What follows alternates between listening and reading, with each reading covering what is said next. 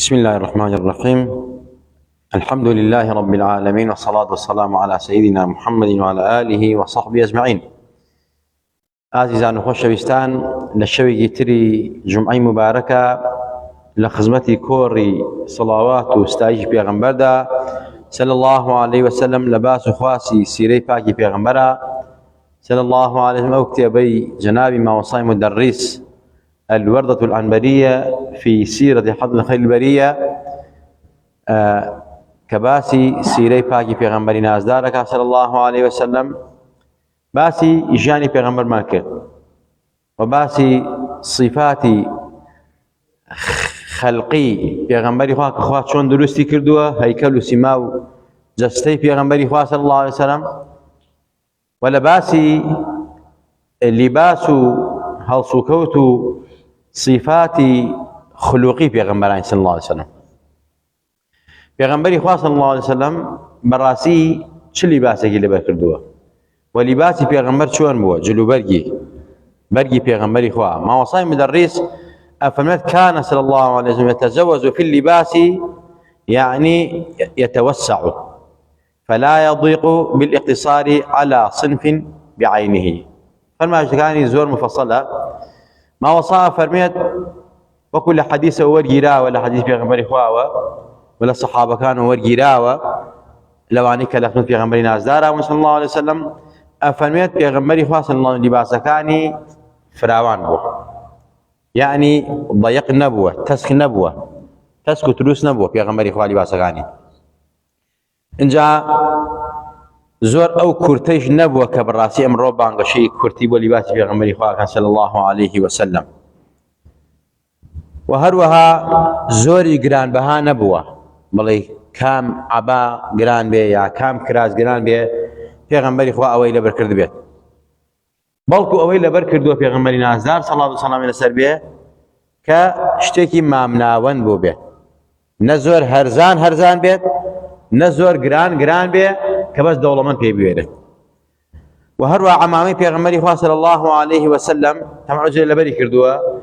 مادەیەکی هەڵبژاردووە، ئەو مادە نەفع و قازانجی بۆ جسمی هەبێت. مثلا لوكا لباسي پیغمبری خواه صلی الله علیه وسلم که آماجی پیغمبری حدیثکانا زوربەی لوكا بووە. عمامەی پیغمبری خواه زۆر گەورە نەبووە، بەڵێ ئەوەندە گەورە بێت بەسەریەوە دیار بوو بێت، یعنی شتێکی ناشرین بوو بێت. زۆری بچووک نەبووە، عمامی وایە بچووکە ئینسانەکە سەری گەورەیە بەڕاستی عمامی شوێخە سەری، بەڵکو عمامەی پیغمبری خواه مامناوەند بووە صلی الله عليه وسلم. اینجا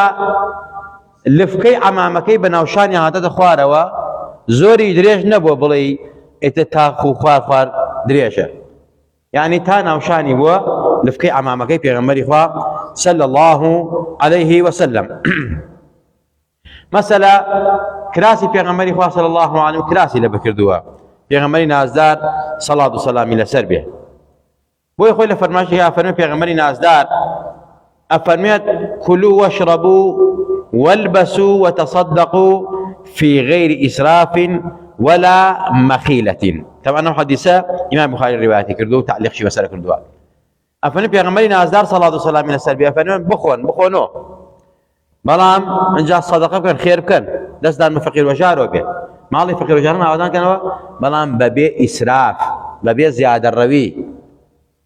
إن الله لا يحب المسرفين أقبان لو به پیغمبر ئەوە بخۆنەوە بەڵام ئیسراف مەکەن، صدقە بکەن. ئەنجا ولا مەخیلە، یعنی ئەو جلوبەرگە لەبەری ئەکەن بۆ کیبر و دەمار و فیز نەبێ، بۆ تەکەبر نەبێ. ئیتر با لیباسەکە کورتیش بێت، ئەگەر بۆ دەمار بێت، بۆ فیز بێت، بۆ خۆشیاکردنەوە بێ لەناو مجتەمە و کۆمەڵگایەکە کە هەمووی لیباسی عادی لەبەرایە، تۆ بڕێی لیباسی کورت لەبەرکەی بەناوی ئەو بڵێ من سونەتی پێغەمبەری خوا جێبەجێ ئەەکەم و بەڵام بەچی خۆت دیاریکەی. ئەمە شوهرەتە، الشهرة آفاته، يعني چۆن لیباسێک کە درێژی کەی بۆ کیبر و دەمار و فیز بێ حرام و جایز نییە، لیباسێکی ئەگەر کورتی کەیتەوە بۆ خۆجیاکردنەوە لە مسلمانان و ئیماندارانی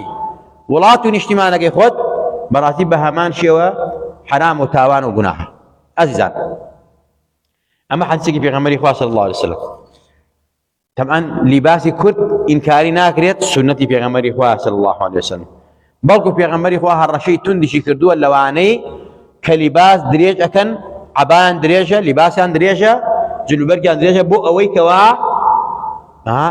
تەکەببر بکەن مەسەر خەڵکە تەمان سەردەمانی کۆن جلوبەرگ خۆراک خواردن ئەوەنە نەبووە یعنی جاری وا بووە مەسەلە بە چەند مانگ تۆپی قوماش نەگێتە مەسەلەی مەکە و مەدینە ئاوا مەسەلەی ناڕەحەت گەشت وەکو ئێستا نییە لە سەعاتێکە بەڕاستی لە هاوینا میوەی زستان هەبێ و لەستانە میوەی هاوین هەبێ و 4 فەسڵ هەبێت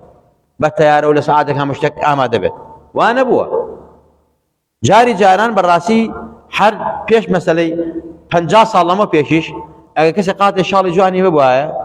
بەڕاستی تر ئەو کەسە وەکو ئاغا کوێخاک پیاوماقۆڵی گەورە سەیرەکرا یعنی جلوبەرگ نرخێکی تایبەتێ وەڵام ئێستا چی زۆرە جلوبەرگ زۆرە بەڕاستی کابرا شخصی وا هەیە لەوتێ 10 قاتی لە ماڵا هەبێت 4 قاتی شاڵی هەبێت 3 جووت پڵاشەورامی هەبێت مەسەلەی 5 مشکی هەبێت ئەمە یعنی هەر مامۆستا عینەتێ 10 جوبەی هەبێت 10 قاتی هەبێت عەزیزەکانم پێغەمبەری خوا فەرمێ صلی الله عليه وسلم جلوبەرگ بخۆن و بخۆنەوە بەڵام ئیسرافی مەکەن ئینجا وریابن تەکەببوریش نەبێت هەر جلوبەرگێک لە هەر سەردەم و کاتێکە بۆ تەکەببور بێت ماڵەکەت جوانی ماڵەکەت سیارەکەت بۆ تەکەببور بێت بۆی کە مەسەلەی خۆت دەرکی خۆت فەرزکەی حرام و تاوانە بەڵام بەگەر بۆ خۆ فەرزکردنەوە نەبوو هەر ئەوە کە مەسەلەی شتێکی حەڵاڵە و جوانە و خوای گەورە حرامی کردووە کە بەڕاستی زینەتەکانی خوا کە بۆی حەڵاڵ کردوین ئێمە قەدەغیان زەنەستی خۆمان خوا بۆی حەڵاڵ کردوین ئەمە هیچ مشکلێکی تێدا نییە عەزیزەکانم بەڵام هەر لیباس و هەر جلوبەرگێک هەر سیارە و ماڵێک کەشخەیەک بۆ خۆ دەرخستن و کیبر و دەمار بێت حرامە پێغەمبەری خوا فەرمووی ثلاث لا يكلمهم الله يوم القيامة ولا ينظر إليهم ولا يزكيهم ولهم عذاب أليم المسبل والمنان والمنفق سلعته بالحلف الكاذب پیغمبری خواه فرمید لروج قیامتا سينا فري خواه نبويان الروانية نسيريانا نقصيانا قلاكا نپاكشانا كاتوا بلكو عذابكي تندي قيامتك هذا بشا او سيانك يا رسول الله پیغمبری خواه المسبل او کسی کوا لباسکی او اند دريجكا كدجر قاچكاني بو فيزو دمار چونکه پیغمبری خواه لکاتی کامی فرمو حضرت ابو بکر فرمی جا رسول الله خو منی لباسکانم دريجه كواتم اگری جهنم مو امی که خواه بنظر الرحمن سیرمانگا سیری میش ناگا فرمی بو تو نیه بو اوانی کوا تکبر اکن بو اوانی کوا دمار ينزل بو اوانی که خوان در اخن خوان فرض خمسه فقير وشارانا عزيز كان اما هيك لو انيك اخوا سيرانا كان قيامتها عذاب تندشان هي داو باكشان كاتوا والمنان منان بواتاي اوانيك واخير وصدقه اكن منت اكن بسر خير ورقركا مثلا كابرا خيري ومثلا داوا زكاي داوا صدقي داوا بسر كابرا فقير زور بدماره على اجر من نبنتو من لبرسه اگر من یارمەتی تۆ نەبم من سەدەقە پێ نەدەم من تۆ نەژێنم تۆ چیت فەقیرێکی دامای کوزۆڵ ئەمە نانە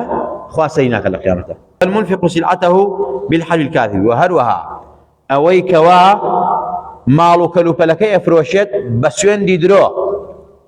دوکانی هەیە بازاڕی هەیە بەقاڵە مثلا تجارة بازرگانة على بحق أم قرآنه بحق أم قرآنه أما مسألة باي أوندية بحق أم قرآنه يا بحق ذاتي خوا يا بذاتي الله أما باي أوندية أو نبي دعوة يا عوا مسألة أصلا مسألة يابانية مسألة صينية مسألة تركية إيرانية تركية شون دخوال سري يا اصلا يا اصلا اما تاواني زور قوريه براسي امسي نفر اخوال قيامتها نبويان الروانيت نباكيانا كاتوا عذاب تندشان دا يكيك لو انا كلباسا كان دريجه بو فيزو و دماره پیغمبري خوا صلى الله عليه وسلم حزي لسي لباسه كردو حزي لقميص كردو قميص يعني جۆرەکە لە دزداشەی ئەمڕۆ بەڵام دزداشە نییە پێغەمبەری خوا قەمیسەکەی تقریبی تا خوار ساقی بووە تا خوار مەسەلەی ئەژنۆی بووە لە نیوەی ساقیا بووە ئەنی بەڵام لەژێر ئەوە ئیزاری لە پیا بووە بە کوداڵمان مەسەلەی بیجامەیە یا شەرواڵە یا دەرپێکی لە پیا بووە پێغەمبەری خوا صلی الله علیه وسلم کراسەکەی بەرداوەتەوە بەسەریا تا خوار ئەژنۆی هاتووە ئەمە لیباس کورتەکەی پێغەمبەری خوا بووە صلی الله علیه وسلم ئەمە لیباس کورتەکەی پێغەمبەری خوا بووە صلی الله علیه وسلم اینجا قەمیسش بووە ئەفەرمێت أم سلمة رضي الله عنها إخواني لسه حج زكاة إمام أبو داود روايات كردوفن كان أحب الثياب إلى رسول الله صلى الله عليه وسلم القميص خوش ويستين لباس بلاي في غمري هو قميص بوا أو قميصش تاخوار أجنبي بوا أما لباس في غمري هو بوا إنجا أو قميصي في غمري هو قوب شيء بوا لدواي شو ولا بيش شو مثلا عندك لو نوع فرمون إنجا حتى أما تشكي هاتوا حتى ما تشكي هاتوا قميصي في غمري هو صلى الله عليه وسلم فرمائي زول لمبارو وارد بوا أفرميت كان كم قميص رسول الله صلى الله عليه وسلم إلى الرسخ قولي كراسة في غمري خوا كرد نبوه بوي هند لنا فمن قول كرتي مكروهة باش نيه الإنسان دائما لباسه اللي دربره به حتاكو شو به حتاكو ما تشكي به أما سنتي في غمريانا صلاة وسلامي لسر به وهروها پێغەمبەری نازدارمان سەڵات و سەلامی لەسەر بێ مەسەلەی پشتەماڵی دا بەسەر شانیەوە تاوی لە کاتی نەخۆشیەکەیە وەکو سەحابە نازارەکان ئەفەرمێت کە ئاوا بۆ مزگەوت ئەچوونە ژێرباڵی پشتەماڵێک بەسەر شانیەوە بوو ئیتر لە مەسجددا ببێتەوە بۆی کە سەرمای نەبێ یا ئازاری کەم کاتەوە ئەمانە لەسەر شانی پێغەمبەری خوا بۆ پشتەماڵێکی لە پشتا بووە وەکو ئەرزم کردن قۆبچەی هەبووە یەکێک لە سەحابەکان ئەفەرمێت جارێکیان ئاوا دەستم لە گیرفانەکەی پێغەمبەری خوا صلی الله علیه وسلم برد يعني لا مسألة أو قوب شخاني ككرابوا دسم ليدا دسم دال لموري الرسالة بشتي في غمري صلى الله عليه وسلم كواتا قوب شيء كراس قوب شيء بكراس سنته نجا نكراش بداش خرابه دا خرابه بلام لو كاتا كفي غمري قوب شيء كرابوا أو كنا مع فرمان كم صحابة دسم بردو دسم دال موري بشتي في غمري خوا أول وقت مسألة جرماء في غمري وكل بيتيوا يا مسألة تازه لبری کرده بید بر حال ولا تأویلی زور بکن هنا خوب چه کراسی پیغمبری خواب صلاة و سلامی لسر بیه دائما داخرا بوا عزیز کانم پیغمبری خواب لباسی یمنی لبر کردوه لباسی خطری لبر کردوه بلام زیاتر لباس کانی پیغمبری خواب صلاة و سلامی لسر بیه او بوا کمسلی لوکه بوا کم لباسی لبر کردوه پیغمبری خواب کمادی نایلونی تیادا بو بید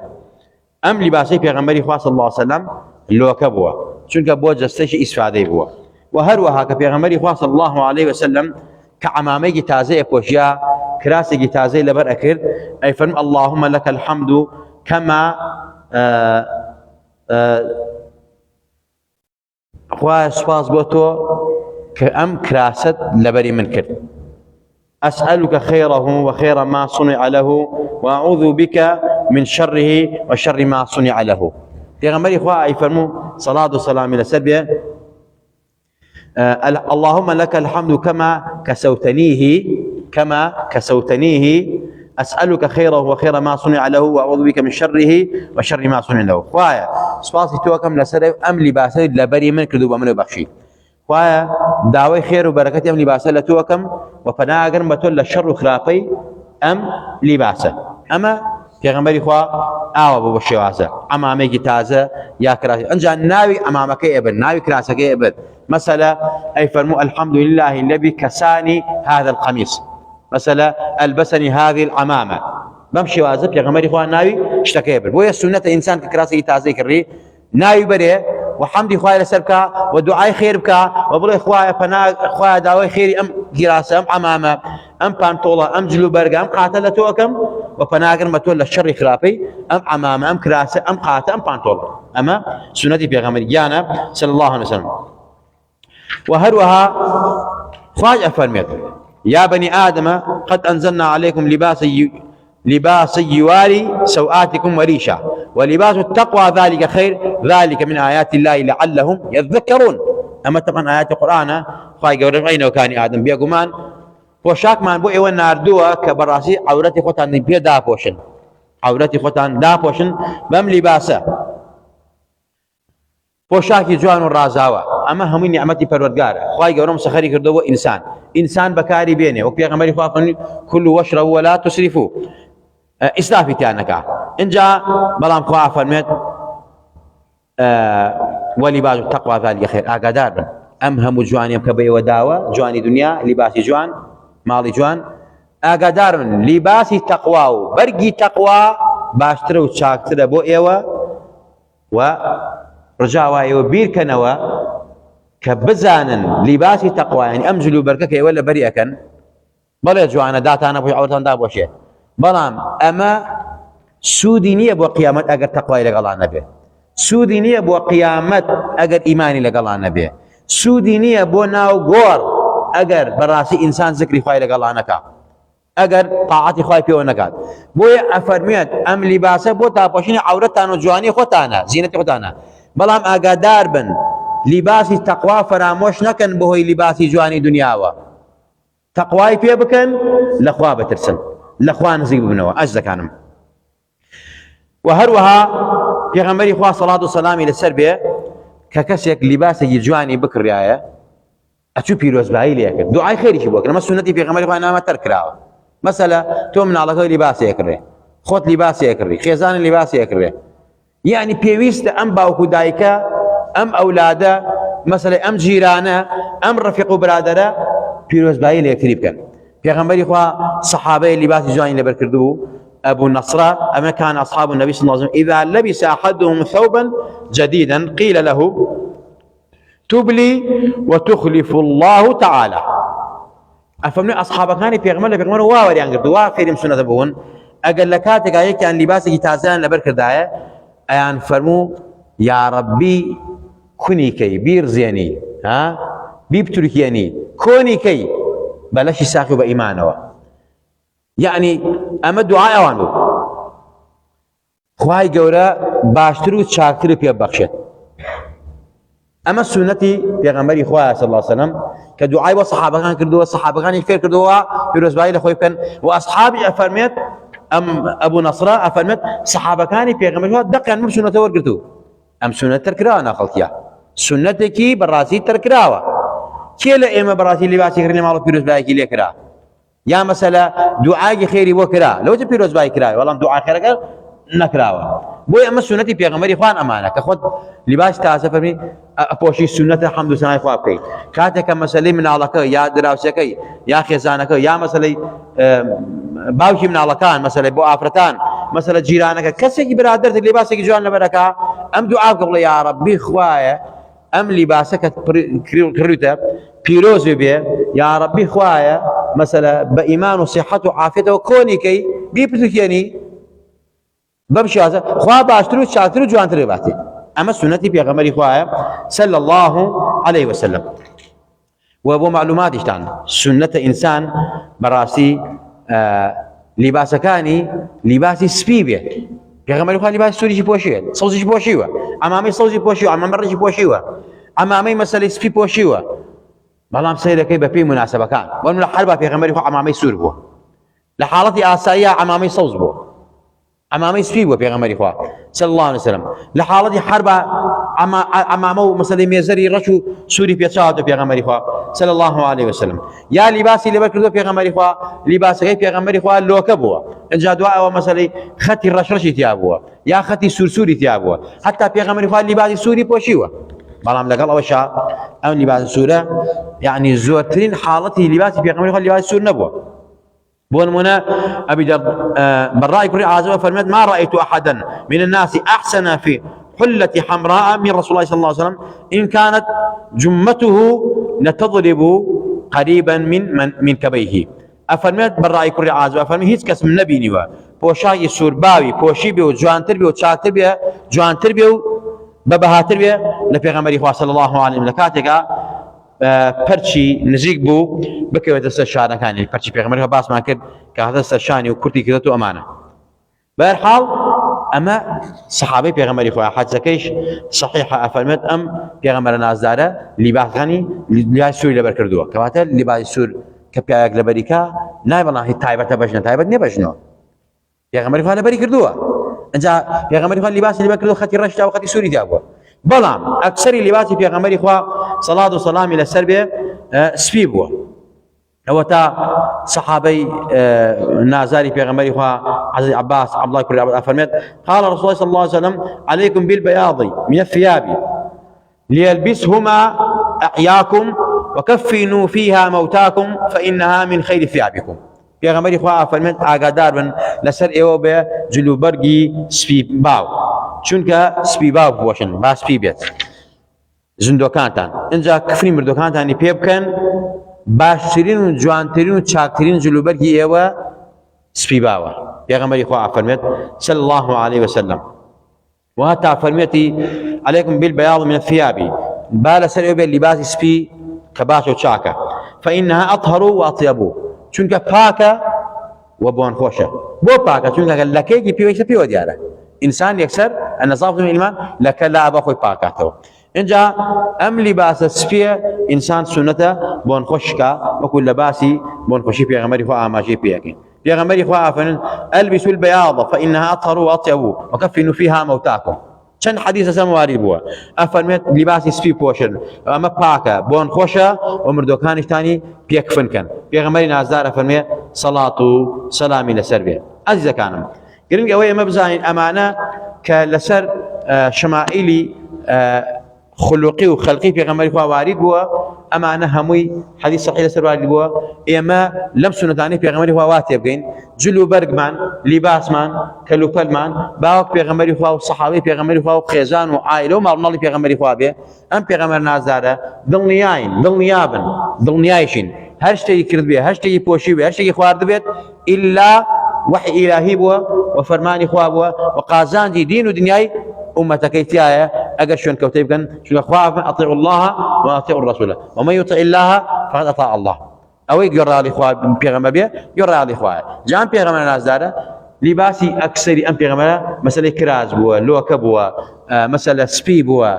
لباسا كانش مع المسألة أجر كرد بيت بلام نيكين برمزك نيكين بحزبك نيكين بكتليك دياري كراو وك أمرو براسي بو بالرمز بو كتليك دياري كراو كلا فكرة العقيدة لبير باورا لزوجبرك خوان جاكرو مسلمان نا لباسي كرد سنته بلام بو تكبروا بو خجاكنا نبي لباسي كرد سنته بو ويك إنسان بينويش نبي أجر سير قديماني ممكن زوربان لباس كان مثلا كرد بوا بلام كرد كيواش نبي زون ناشين بيت مثلا تاس سروي قلافة بوا نكود الدجر خوار قلافة بو أوي كوا مثلا بينويش نبي وك أرزم كردن أمرات شيء زورا لباس جلوبر زورا هر كس لإما يجي دوانز جلوبر جيه دوانز قاتي هي كواتا أمرو أوروي تناك كابرا مثلا بلا بو دمار وبو فيس كابرا خوي أقوري أمانة بلام جرين أوي إنسان باكو خانيش الوجر راق سنة دي پیغمبری خواه سپی بیا سنة دي پیغمبری خواه لوکه سنة دي پیغمبری خواه خول دریج بیا سنة دي پیغمبری خواه صلی الله عليه وسلم مثلا لباسکی زور دریج نمیکرد شر پیلا وکانی اما سنة دي پیغمبری خواه صلی الله عليه وسلم و اگر زوری دریج بو انسان بما نابي والله من آگریه و جهنمیه و پیغمبر نفرتی لکردوه چون صحابه پیغمبری بوه لباس عن دریج بو پیغمبری خواه ضمن نوعی کردون و فرمیتی أو حكمة بو إيوانية خوا لهم ولاك مع خوش بيه لهم ولاك مع الرازي بيه خوايا يتفارينوا لخوان وباوك دايك مع خوش بو عاقبت مع بخير بيرا لمحبتي أمزاتا بيه باش معناك رضي أمزاتا بيه باش جيما كروا ناي خوانو باوك دايك مان لا دفتري تايبتي أمزاتا تومار كيف البرقارة يا ربي خوا أو بزاتا حسن رسول الأكرم لبرزخها لقيامتها لناو قوراتك وشفاعات مع بوكا يا ربي خويا لقل خويا بين لقل ياران ويا هاولان يا بين يا ربي خويا جان شفاء نخوش كان ما عاقبتي في ركاب من خيري دادي كان كان ما بي خويا تمان جاي سنتي في غمري خويا شعر زمان قال سنتي في غمري خويا سنتي في غمري خويا بجين وبرين وزندوبين يا ربي خويا لا من دي الله همو قم راي وضلالته نقبتي وبدبختيك خويا لتفارين واواني دعاء خير يعني كردين اجل نخوش يعني خويا شفاعة عزو فلان بقول